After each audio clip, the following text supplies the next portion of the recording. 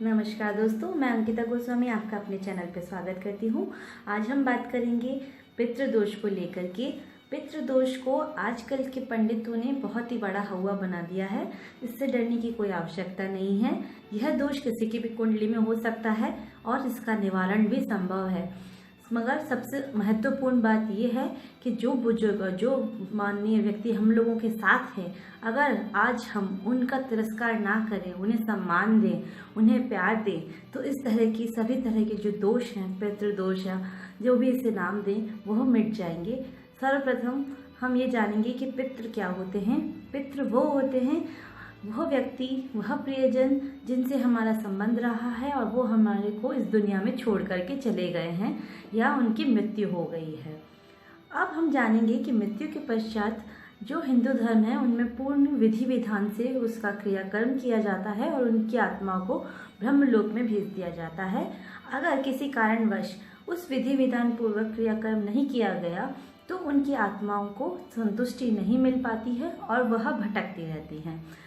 हम जो व्यक्ति दिवंगत हो जाते हैं उन्हें पितृ में मिलाते हैं और उन पितरों को समय समय पर याद करते हैं, क्योंकि वह हमारे पूर्वज हैं और वह हमारे लिए आशीर्वाद देते रहते हैं। अब हम जानेंगे कि पितृदोष की वजह से हमें क्या क्या नुकसान हो सकते हैं। पितृदोष की वजह से हमें प्रत्यक्ष और अप्रत्यक्ष दोनों तरह से नुकसान होते हैं। प्रत्यक्ष तो यह है कि अगर हमारी जिंदगी में किसी की बार बार दुर्घटना होना, संतानहीनता होना, किसी की मानसिक पीड़ा हमेशा बनी रहना, मानसिक विकलांगता होना या शारीरिक विकलांगता होना। अप्रत्यक्ष रूप से हम जो भी कार्य करते हैं उसका पूर्ण रूप से हमें फल नहीं मिल पाता, बार बार धन की हानि होती है, घर में क्लेश बने रहते हैं। अब पितृपक्ष स्टार्ट हो गए हैं। इस समय जो अश्विन मास का कृष्ण पक्ष है उसी में ही पितृपक्ष और श्राद्ध पक्ष होता है। अब हम जानेंगे कि अगर आप पितृदोष का पता कैसे लगाएं। पितृदोष अगर आपकी कुंडली में सूर्य और राहु और सूर्य और शनि का कहीं भी कॉम्बिनेशन है तो वह आपके पितृदोष में कन्वर्ट होगा और वह आपकी ज़िंदगी में क्या असर देगा इस बात का निर्णय होगा कि वह किस भाव में बैठे हैं।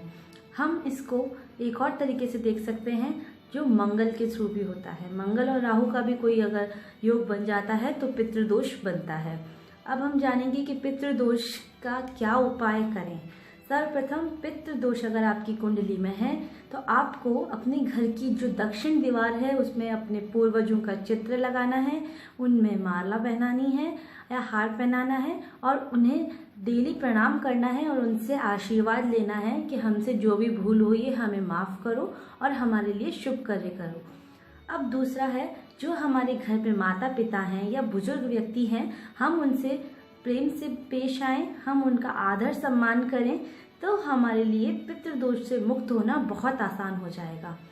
अगला उपाय, अगर जो दिवंगत व्यक्ति की मृत्यु तिथि है उस दिन हमें उनका श्राद्ध करना चाहिए और ब्राह्मण को उनके मनपसंद भोजन का खाना खिलाना चाहिए और श्रद्धानुसार दान दक्षिणा करनी चाहिए। अब हम और अगला उपाय है, रविवार, अमावस्या और संक्रांति के दिन सूर्य को तांबे के लोटे में लाल कलर का रोली और पुष्प डाल करके अर्घ देना चाहिए। अब अगला उपाय यह है, आपको पक्षियों को तो जौ का दाना डालना है और गाय को हरा चारा खिलाना है अमावस्या के दिन पे। इससे भी पितृदोष से आपको मुक्ति मिल सकती है। पितृदोष अगर आपकी कुंडली में है तो इसका सबसे आसान उपाय यह है, आपको जो गरीब व्यक्ति हैं उनकी कन्याओं की शादी में कन्यादान में मदद करिए, आपको पितृदोष से मुक्ति हो जाएगी। पितृदोष निवारण हेतु आपको पीपल की पूजा करनी चाहिए, उन्हें जल अर्पित करना चाहिए और दीपक जलाना चाहिए। सोमवती अमावस्या या किसी भी अमावस्या के दिन आपको खीर बनानी चाहिए और पितरों को याद करते हुए उनके निमित्त वह खीर आपको घर की छत पे दक्षिण दिशा में रखनी है। और आप अंतिम उपाय यह है, और आपको जैसे कहीं कोई भूल रह गई और फिर भी नहीं हो पा रहा तो आप उन्हें तर्पण नहीं कर पाए हैं तो गया जी में जाकर के एक बार श्राद्ध जरूर कर देना चाहिए और उनसे जो भी गलतियां हुई हैं उसकी माफ़ी मांगें और आगे के लिए शुभ करने के लिए आह्वान करें। तो दोस्तों, पितृदोष बहुत बड़ा हौवा नहीं है। हम इसे अपने साधारण से उपायों से भी दूर कर सकते हैं। और सबसे बड़ी बात यह है कि जो व्यक्ति आज हमारे साथ उपस्थित हैं उनसे हम आदर और प्रेम से बात करें तो इस तरह के दोष हमारी को आगे आने वाली पीढ़ियों को नहीं होंगे। तो इसी बात को लेकर के मैं विदा लेती हूँ। और जानकारियाँ आप पाएंगे मेरे चैनल पे। और मुझे देखते रहिए और प्यार करते रहिए। और सवाल पूछने के लिए जो नीचे दिए गए नंबर हैं उनमें कांटेक्ट कर सकते हैं। धन्यवाद। नमस्कार।